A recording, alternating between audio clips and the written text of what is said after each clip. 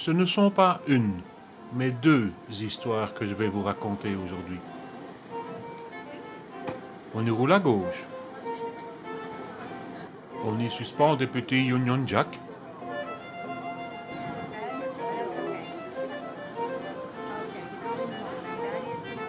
On y voit des boutiques fort typiques.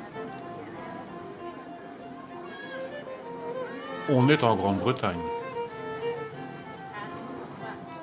Et après avoir longé la Tamise quelque temps, cap vers le sud-ouest à la rencontre de la ville de Winchester, qui est le siège de deux histoires bien anglaises.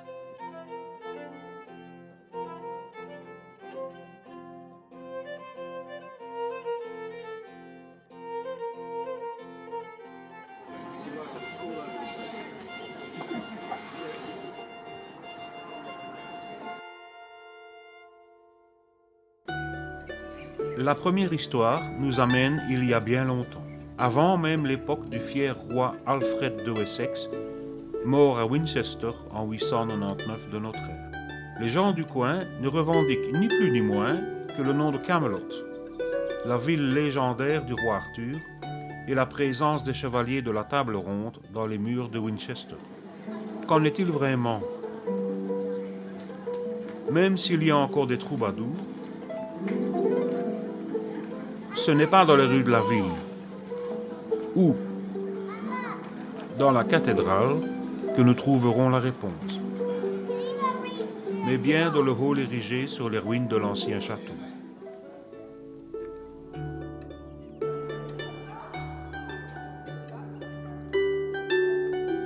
Sous l'œil bienveillant de la reine Victoria, c'est la table ronde elle-même qui trône en bonne place dans l'édifice. On y voit le nom du roi Arthur et des 24 chevaliers qui l'avaient rejoint au fil du temps. Alors, légende ou réalité? Légende, bien sûr. La datation nous amène au XVIe siècle, lorsqu'Henri VIII commanda cette table pour célébrer son imaginaire aïeul. Revenons à la cathédrale construite à partir du XIIe siècle.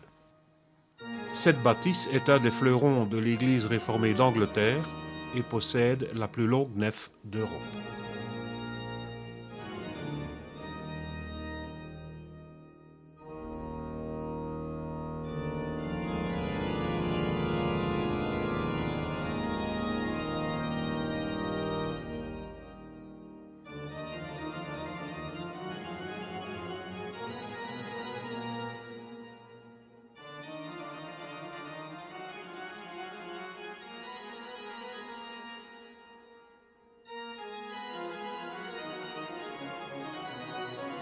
Elle abrite plusieurs gisants des premiers rois d'Angleterre, ce qui tend à accréditer la seconde histoire qui prétend que Winchester a été la première capitale de l'Angleterre.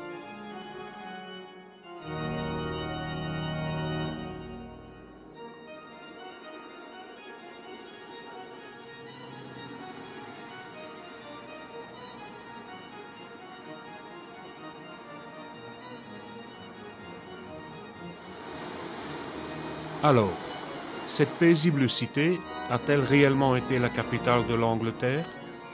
Oui, et ce jusqu'à la conquête du pays par Guillaume le Conquérant, duc de Normandie, en 1066, lors de la célèbre bataille de Hastings. Cet épisode de l'histoire est retracé par la célèbre tapisserie de Bayeux, encore visible de nos jours. La cité a perdu son titre, mais elle a su conserver son charme tellement britannique.